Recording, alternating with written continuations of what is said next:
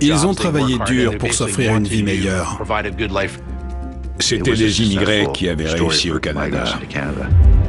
Mais il se fait violemment agresser et se retrouve en plein cauchemar. Ils ont vécu l'horreur pendant 19 minutes.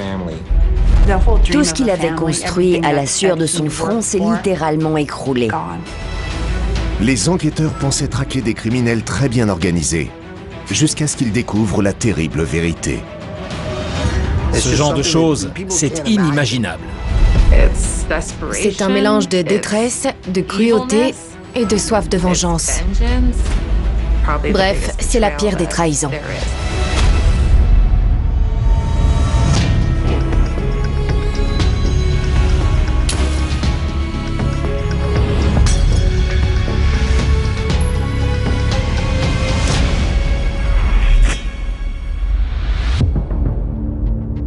« 8 novembre 2010.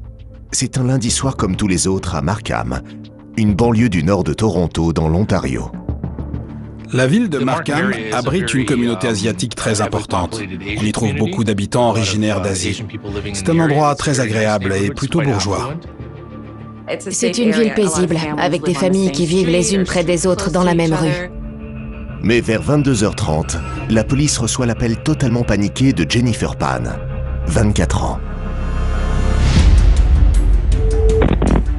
911 Drew. Help me, please! I need help! Ma'am, calm down. What's going on? Some people broke into our house. Jennifer avait entendu du bruit au rez-de-chaussée. Elle est allée voir ce qui se passait et elle est tombée sur des hommes masqués qui tenaient en joue ses parents. Ils l'ont attachée, mais elle a réussi à attraper son téléphone. Elle savait que ses parents étaient en bas, probablement dans la cave. 3 hommes venaient de s'introduire dans leur maison et leur demandaient de l'argent. Elle était totalement terrifiée.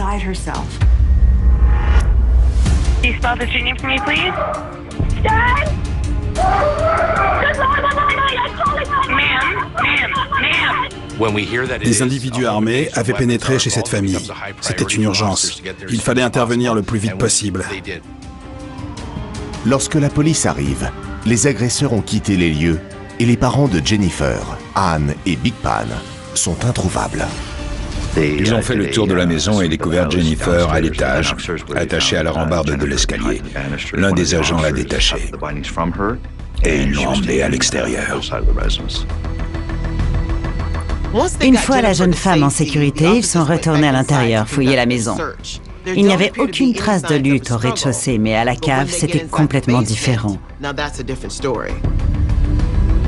Ils ont découvert ce que redoutent tous les agents de police.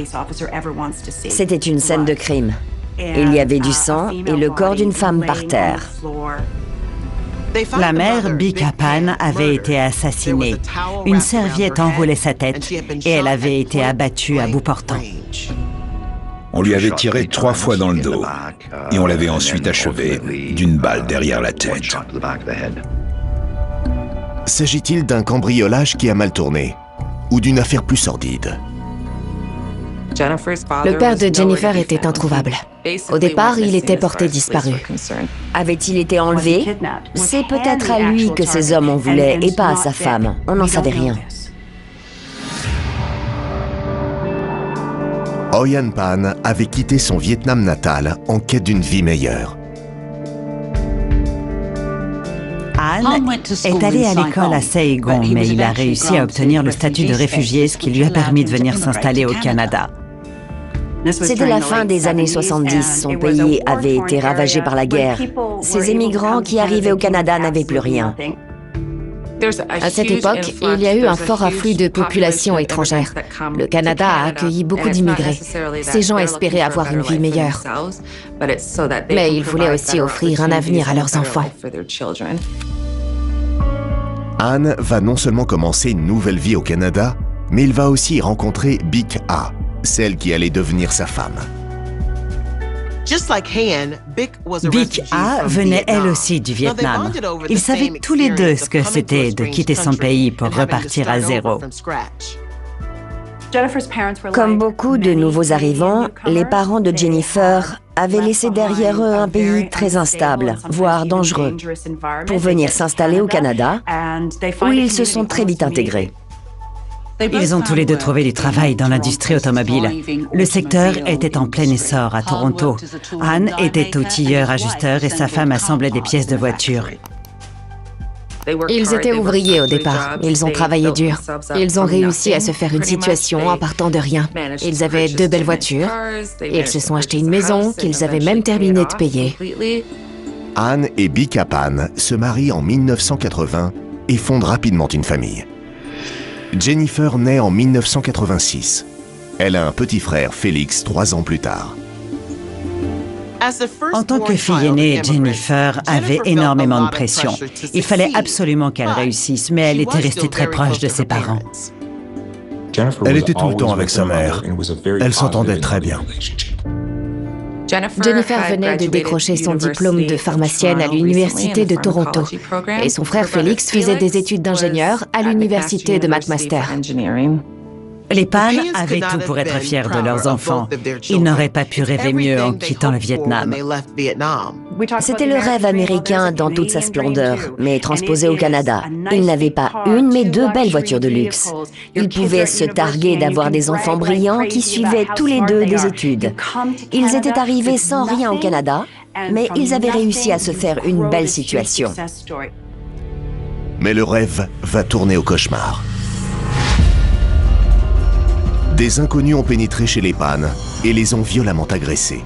Ils ont tué Big A et son mari a disparu. Pour la police, la priorité était de retrouver Anne Pan. On ne savait pas où il était et ce qui était arrivé. Est-ce qu'il avait été enlevé par ses agresseurs? Est-ce qu'il s'était enfui pour une raison ou pour une autre? Lorsqu'ils retrouvent des traces de sang par terre, les enquêteurs craignent qu'il ne soit déjà trop tard. Comment survivre à ça?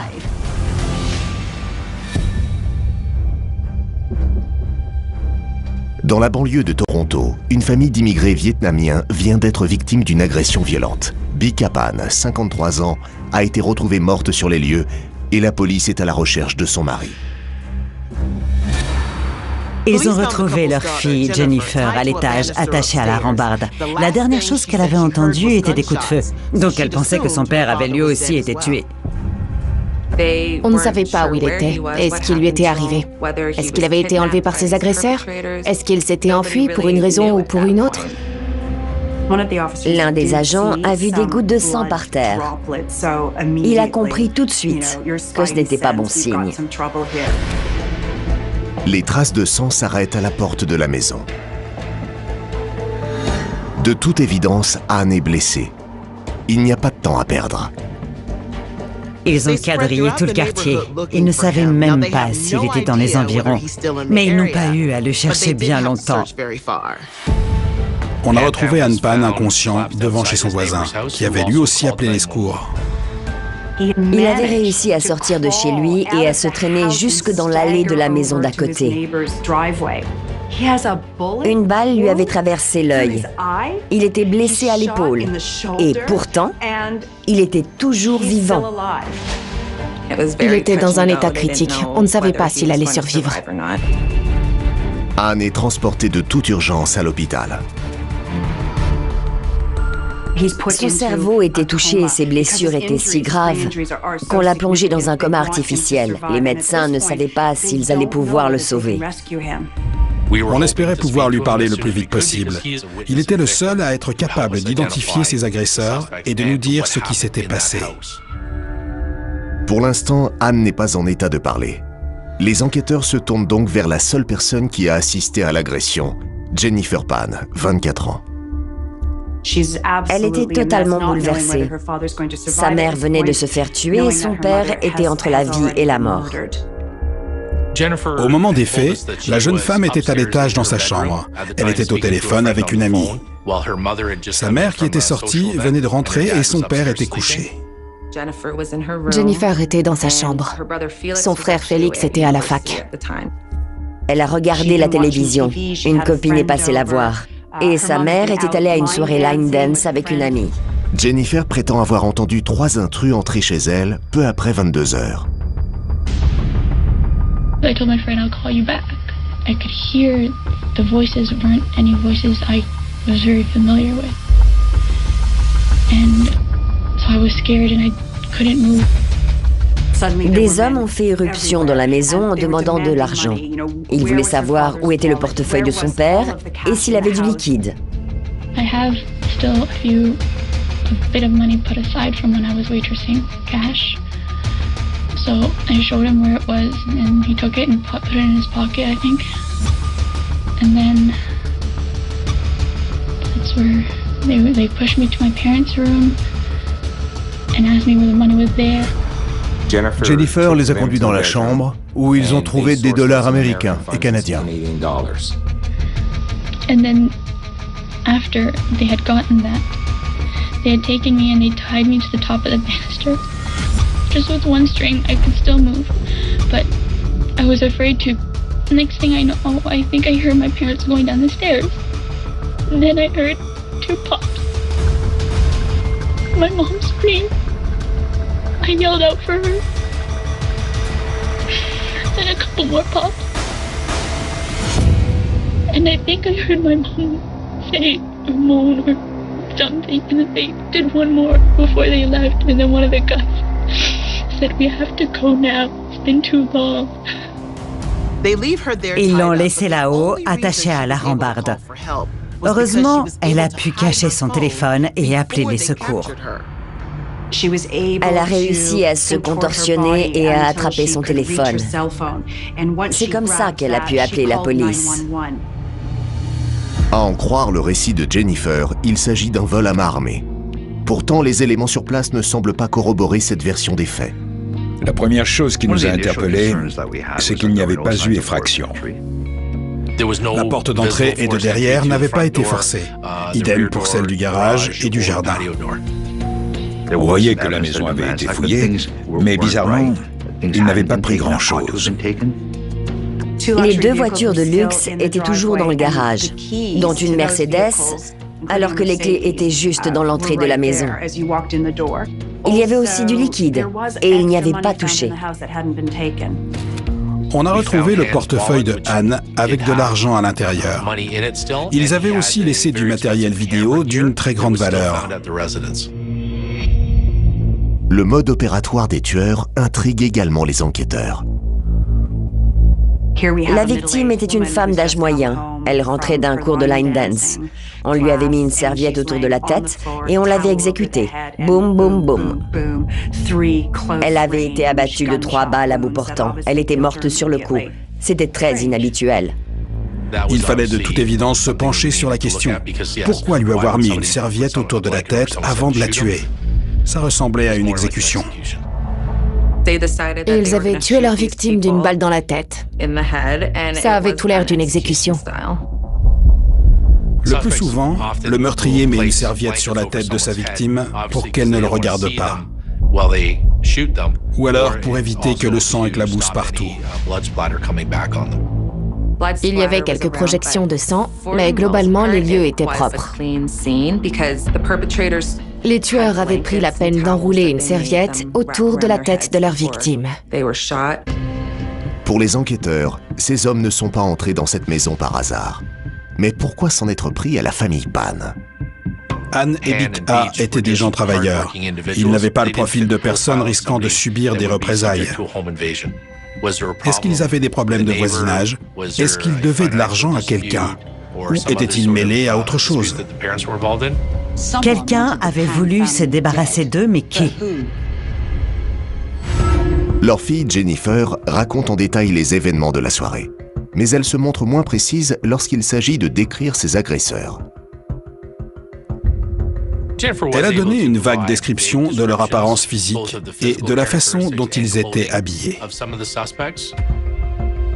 Elle a dit que les 3 agresseurs étaient noirs. L'un d'eux avait des locks et les 2 autres étaient masqués. Ce sont à peu près les seules informations qu'elle a fournies aux enquêteurs. Ils étaient noirs ou avec la peau mate. Ils faisaient moins d'1,80 m, de corpulence plutôt mince. On a signalé cette agression et donné leur description à tous nos collègues. On a transmis leur signalement à toutes les juridictions aux alentours. Mais ça n'a pas donné grand-chose.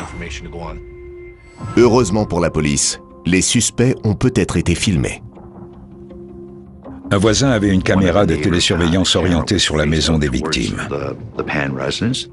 Sur les images, on voyait effectivement 3 individus pénétrer dans la maison, puis repartir. Malheureusement, il faisait trop sombre pour pouvoir distinguer quoi que ce soit. Les images étaient de très mauvaise qualité. Impossible de déterminer l'âge, le sexe ou même l'apparence exacte de ces 3 personnes. On ne distinguait que des ombres, mais on voyait exactement à quel moment ils étaient entrés et sortis de la maison. Les images confirmaient la version des faits donnée par Jennifer. Les enquêteurs n'ont aucune piste. Mais le 12 novembre, 4 jours après le drame, ils vont enfin sortir de l'impasse. L'hôpital nous a appelés. Han Pan était sorti du coma. Jennifer s'est précipitée à son chevet. Il avait été touché dans le dos, au niveau de l'épaule. Il avait aussi reçu une balle derrière la tête, qui était ressortie par l'œil. La balle est entrée au niveau de la nuque et ressortie par le visage. Par miracle, aucune artère majeure n'a été touchée. C'était un véritable miracle qu'il ait survécu. Mais surtout, il était conscient et en mesure de parler. Une aubaine pour la police. Il allait pouvoir nous en dire plus. On avait interrogé Jennifer pendant qu'il était dans le coma. Mais sa version des faits nous était indispensable pour comprendre ce qui s'était passé. Anne venait de se coucher quand des hommes ont fait irruption dans la maison. Il avait passé la soirée sur son ordinateur à l'étage, puis était allé se coucher. Et il s'est réveillé avec une arme braquée sur la tête. Tout de suite, la première chose qu'ils ont dite, c'était « Où est l'argent? Où est ton putain de fric ?» Han Pan nous a raconté que des hommes armés et masqués l'avaient sorti de sa chambre et qu'ils l'avaient emmené au rez-de-chaussée. Ils l'ont frappé avec leurs armes et ils les ont fait asseoir sur le canapé avec sa femme. Un autre agresseur la braquait aussi avec son arme. Il a alors vu l'un des suspects faire monter sa fille à l'étage. C'est le pire des cauchemars pour un père. Des hommes masqués entrent chez lui et tiennent en joue sa famille. Les agresseurs font alors descendre Anne et Bick au sous-sol et commettent l'irréparable. Ils les ont fait mettre à genoux et leur ont mis une couverture sur la tête. Il a entendu un coup de feu et puis plus rien. Il a perdu connaissance. Il est revenu à lui quelques minutes plus tard. Sa femme était allongée par terre à côté de lui. Il l'a secouée, mais elle était inerte. Il a compris qu'elle était morte. Les agresseurs l'ont cru mort et ils sont partis. Mais le plus incroyable, c'est qu'il était toujours en vie. Il avait reçu une balle dans l'œil, une autre dans l'épaule.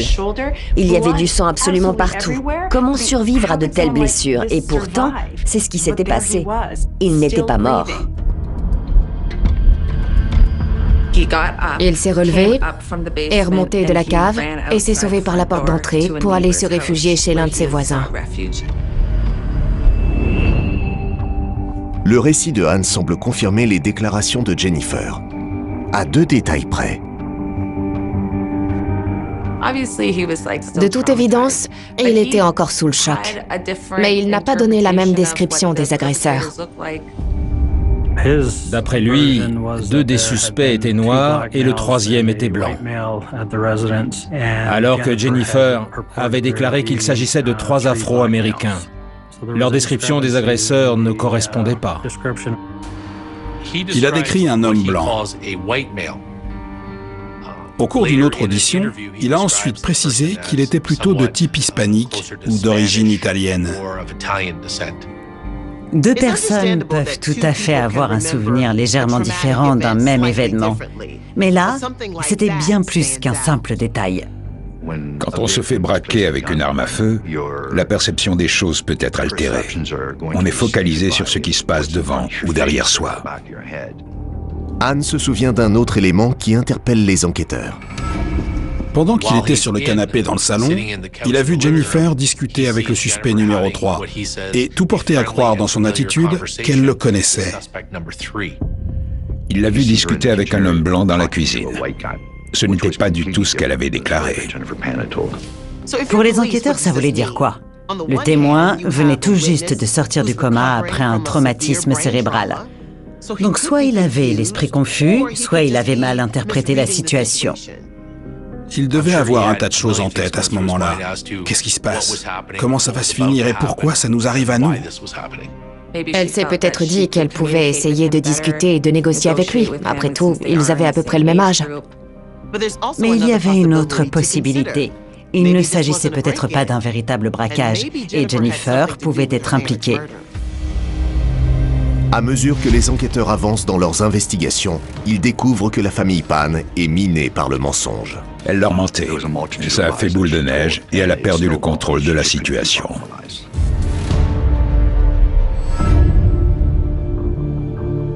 Cela fait une semaine que Big Pan, 53 ans, a été tué. Et les enquêteurs ont deux versions des faits qui ne correspondent pas. Jennifer Pan était soi-disant attachée quand les agresseurs ont tiré sur ses parents. Pourtant, son père se souvenait de l'avoir entendu discuter avec l'un d'entre eux. Il a vu sa fille au rez-de-chaussée parler à cet homme blanc. Elle n'était pas attachée, et visiblement elle le connaissait. Là, il s'est dit que quelque chose clochait. Jennifer n'avait pas le profil de quelqu'un capable de tuer de sang-froid.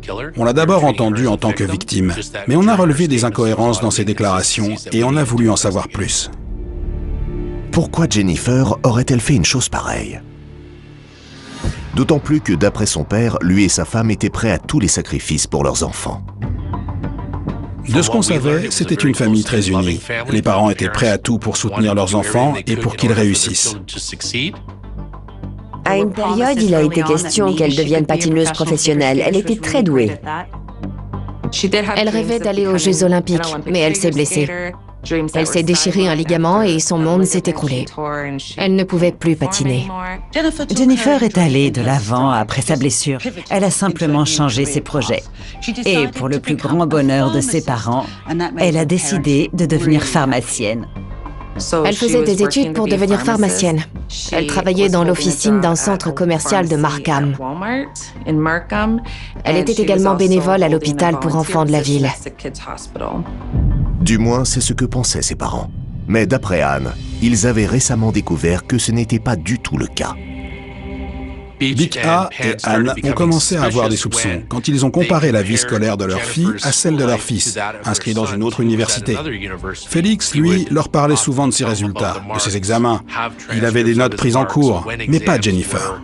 Les enfants ne racontent pas tout à leurs parents et ne leur disent pas systématiquement quand ils ratent quelque chose. Mais là, c'était beaucoup plus que de petites cachotteries. Ils lui ont demandé où étaient ses bulletins de salaire et sa blouse.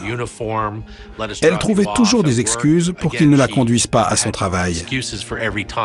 Ils ont commencé à se rendre compte qu'elle leur cachait des choses. Alors ils ont décidé de se rendre à l'hôpital pour enfants, dans le but de vérifier qu'elle était bien bénévole là-bas. Un jour, ils ont insisté et prétendu qu'ils voulaient connaître ses collègues. Au début, elle leur a dit qu'elle avait trop de travail et qu'elle n'avait pas le temps. Elle s'est précipitée hors de la voiture. Et là, ils ont compris qu'elle ne travaillait pas à l'hôpital. Les parents de Jennifer ne sont pas au bout de leur surprise. Après cet épisode, ses parents l'ont suppliée de leur dire la vérité. Et elle a avoué qu'elle avait menti sur toute la ligne. Elle n'avait pas eu son diplôme, elle n'était pas pharmacienne, tout était faux. Elle leur mentait depuis des années. Ses parents voulaient qu'elle réussisse et ils pensaient l'encourager dans cette voie. Mais elle avait l'impression qu'ils en attendaient beaucoup trop d'elle. Ils ne se sont pas rendus compte que c'était trop de pression et elle a craqué. Ils pensaient qu'elle aurait son diplôme. Pour eux, elle était inscrite à l'université pour 4 ans d'études et allait décrocher sa maîtrise. Ils attendaient énormément d'elle et elle ne se sentait pas à la hauteur. Alors elle a commencé à leur mentir. Elle ne se sentait pas capable de répondre à leurs attentes. Pour elle, c'était trop. Et elle a commencé à s'inventer un personnage, une autre Jennifer Pan. Mais la vérité est bien loin de ce que Jennifer raconte à ses parents. En réalité, elle n'a même pas eu son baccalauréat. Elle a montré à ses parents des relevés de notes falsifiés. Elle avait échoué en maths, mais elle ne le leur a pas dit. Elle leur a fait croire qu'elle était inscrite à l'université Ryerson, mais elle n'y avait jamais mis les pieds. En fait, elle avait trouvé un petit boulot et le soir, en rentrant, elle faisait croire à ses parents qu'elle venait de la fac. Elle travaillait dans une pizzeria. Elle allait à la bibliothèque pour prendre des notes.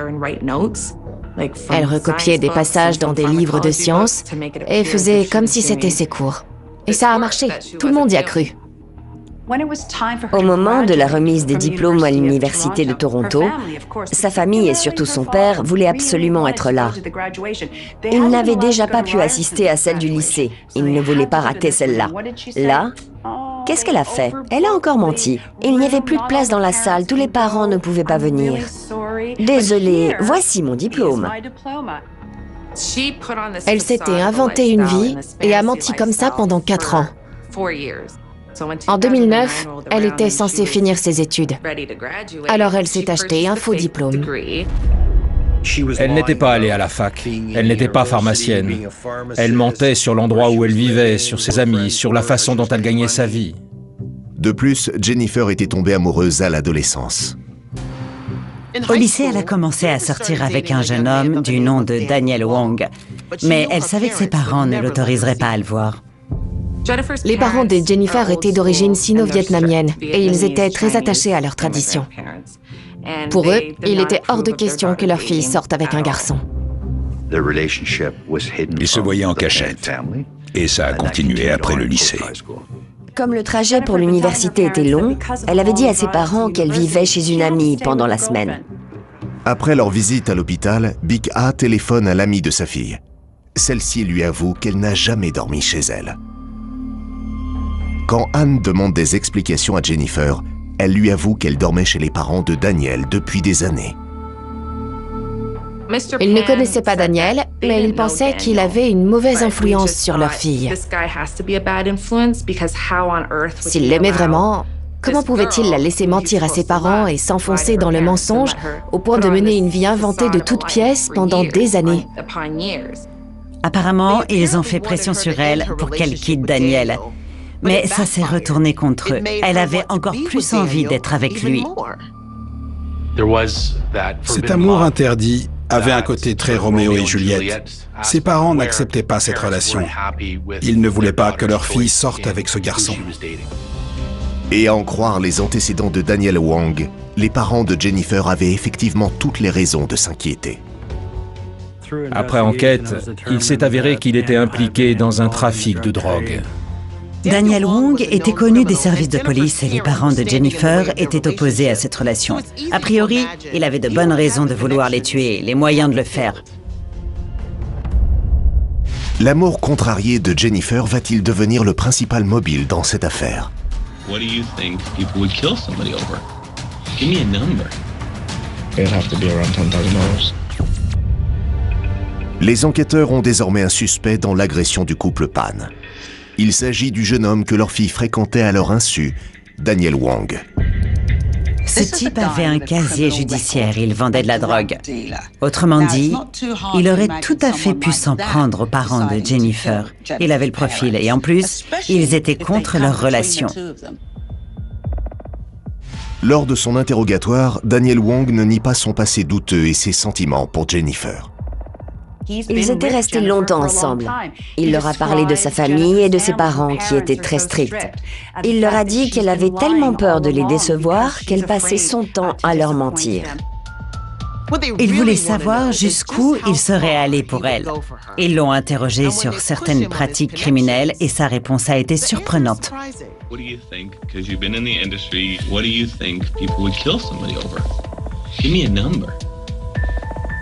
If someone were to, I'd assume that it'd have to be around $10,000. Il leur a répondu le plus calmement du monde, sans aucune hésitation, $10 000. C'est tout de même très bizarre. Mais le calme de Daniel ne suffit pas à en faire un coupable. D'autant plus qu'il n'avait aucune raison de vouloir la mort des parents de Jennifer. Pour lui, c'était de l'histoire ancienne. Jennifer et lui n'étaient plus ensemble depuis un bon bout de temps. Ils avaient vécu une belle histoire, mais c'était terminé. Depuis, il avait rencontré quelqu'un d'autre. Et il n'avait pas parlé à Jennifer depuis pas mal de temps. Il savait que ça ne pourrait pas marcher entre eux. Elle passait son temps à mentir à ses parents et il n'était pas à l'aise avec ça. I don't know who was behind it, right? I just know that her parents didn't want us to be, her family didn't want us to be together, and I respected that decision and I moved on. Daniel Wong avait un alibi en béton. Il était employé dans une pizzeria et il était au travail le soir du meurtre. Pour les enquêteurs, le seul autre suspect possible est Jennifer Pan. Il faut se fier aux preuves et tout désigner la fille du couple. Les enquêteurs l'ont de nouveau interrogée. Cette fois, pas en tant que témoin, mais en tant que suspect. Elle était peut-être derrière tout ça. Elle avait pu organiser et mettre en scène cette agression pour se débarrasser de ses parents. Jennifer nie tout en bloc. The descriptions you've given, you've held back. You haven't been straightforward. Okay, I know that, okay? No, Jen. It's totally wrong. And it was done on purpose, okay? To mislead us, okay? Because you're involved in this. Mais les enquêteurs savent qu'ils ont affaire à une menteuse professionnelle. The problem is that your story, what you're telling, is not truthful, okay?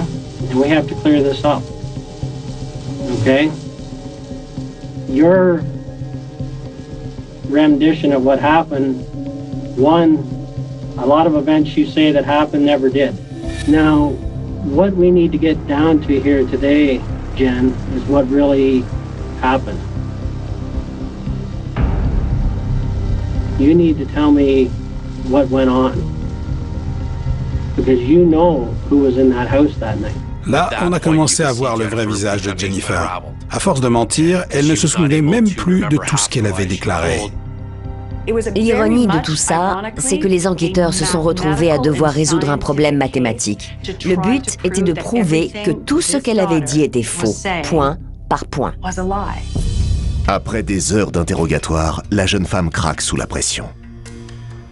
But it got too far ahead of you, right? You didn't think this far ahead, did you? But once they started, once they came in, you couldn't stop it, could you?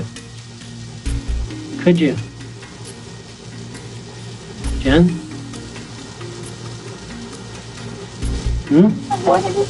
Elle a fini par avouer que c'était bien elle qui avait tout organisé. Mais que la cible, ce n'était pas sa famille. Elle ne voulait pas tuer ses parents. C'est elle qui devait mourir, pas eux. Elle avait effectivement payé des gens pour s'introduire chez elle, mais c'est à elle qu'ils étaient censés s'en prendre. Elle m'a expliqué qu'elle était dépressive et qu'elle voulait en finir.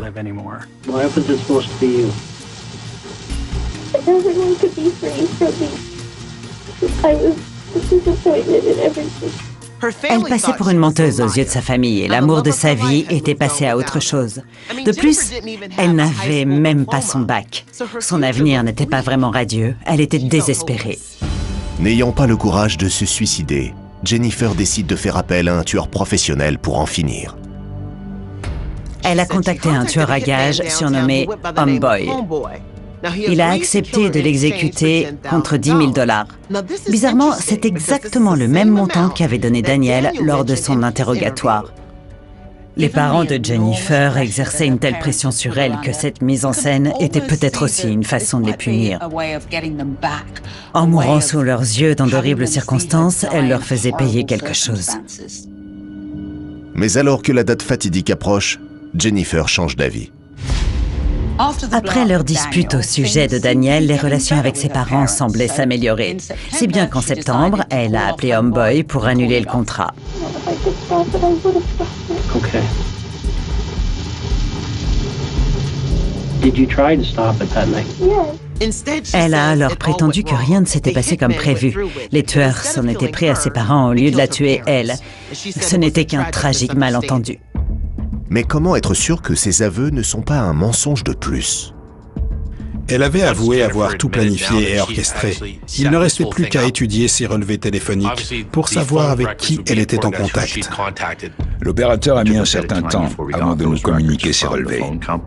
Et à partir de là, on a pu déterminer avec qui elle était en relation. Homeboy a été identifié. Il s'appelle en réalité Lanford Roy Crawford. Il connaissait bien Daniel Wong. C'était lui aussi un trafiquant de drogue qui sévissait dans la région de Toronto. Daniel est censé avoir rompu avec Jennifer, mais à en croire ses relevés téléphoniques, ils étaient restés très proches.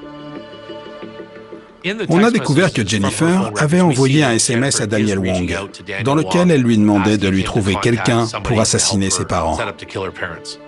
Et il avait accepté de le faire. Daniel avait peut-être un alibi pour le soir du meurtre, mais ça ne suffisait pas à totalement le disculper. Il pouvait très bien avoir organisé l'agression. Il avait pris contact avec quelques-unes de ses pires fréquentations. Il connaissait des trafiquants de drogue, mais aussi des tueurs. Et il a ouvert les portes de cet univers à Jennifer. D'après les éléments retrouvés dans son téléphone, elle avait été en contact avec un certain Eric Carty et aussi avec un individu du nom de David Milvaganam. Les deux hommes correspondent à la description des intrus donnés par M. Pan. Et les SMS retrouvés dans le téléphone de Jennifer prouvent qu'elle a tout organisé. C'est elle qui leur a permis de pénétrer dans la maison. Elle a laissé la porte ouverte et leur a envoyé un message qui disait « C'est bon ». Autrement dit, vous pouvez venir. Jennifer a été arrêtée le 22 novembre. Mais David Milvaganam, Eric Carty et Lanford Crawford n'ont été interpellés qu'en avril 2011.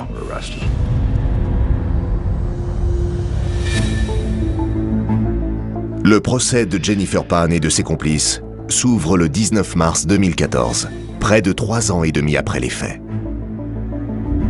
Jennifer Pan, Daniel Wong, Eric Carty et David Milvaganam sont jugés entre autres pour complicité de meurtre.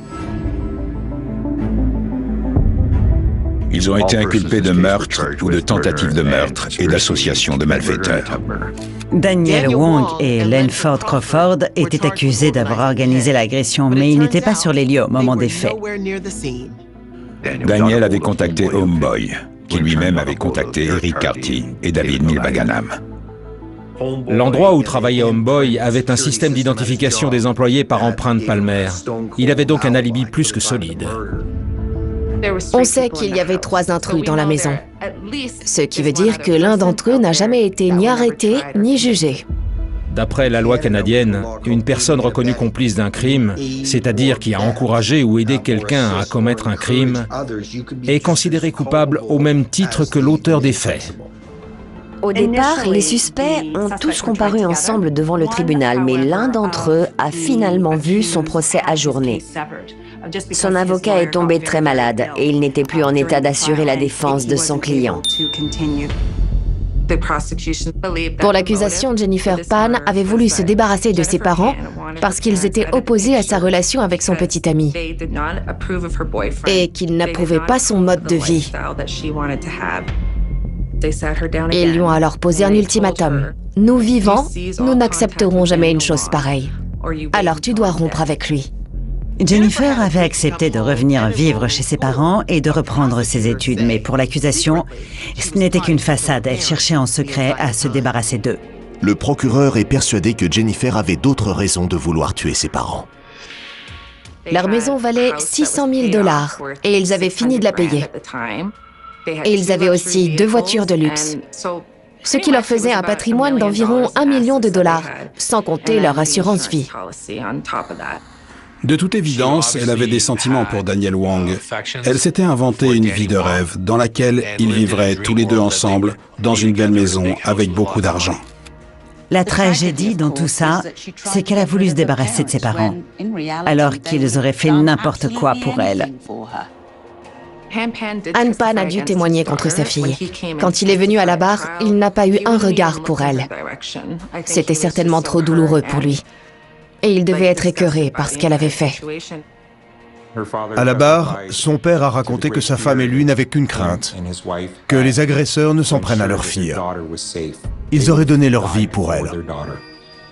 Il a dû décrire la scène et raconter comment sa femme avait été exécutée à bout portant sous ses yeux. Elle se fichait de mourir. La seule chose qu'elle voulait, c'est qu'ils épargnent sa fille. Ann Pan est convaincue de la culpabilité de Jennifer, mais celle-ci continue de clamer son innocence et prétend qu'elle n'a jamais voulu leur faire de mal. Elle a voulu aller témoigner à la barre pour se défendre. Elle a prétendu jusqu'au bout que les agresseurs étaient censés la tuer elle et pas ses parents, qu'elle n'avait jamais voulu une chose pareille.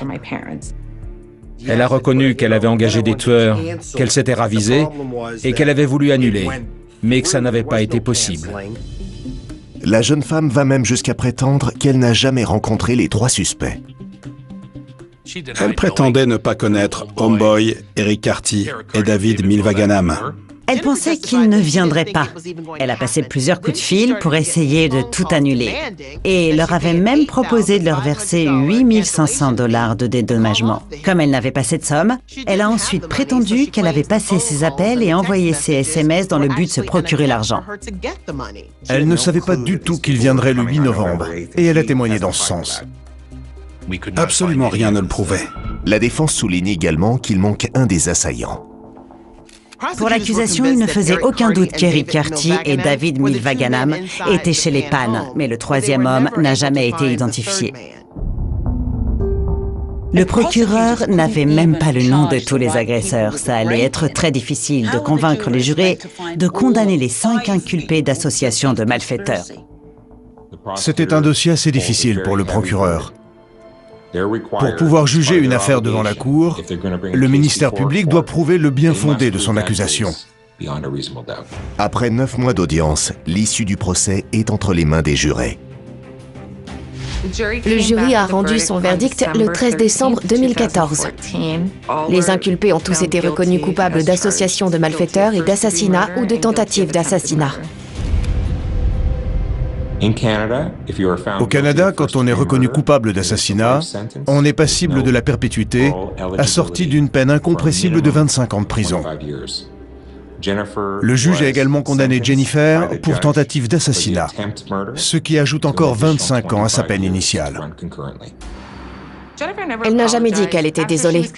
Après la lecture du verdict, elle a dit que le jury ne lui avait laissé aucune chance. Ann Pan, 60 ans, avait immigré au Canada dans l'espoir d'y trouver une vie meilleure. Il n'aurait jamais imaginé que les choses finiraient de cette manière. Les 2 survivants sont Félix et Anne, le frère et le père de Jennifer. Ils vivaient tous les deux sans le savoir avec une jeune femme qui allait non seulement détruire leur famille, mais aussi réduire à néant tout ce que ses parents avaient construit. Elle était prête à faire exécuter ses parents devant elle. Je vous laisse imaginer ce qu'a dû ressentir son père. Certaines personnes sont vraiment mauvaises et prêtes à tout pour obtenir ce qu'elles veulent. Cette affaire en est l'illustration parfaite. Organiser le meurtre de ses parents est sans aucun doute la pire des trahisons.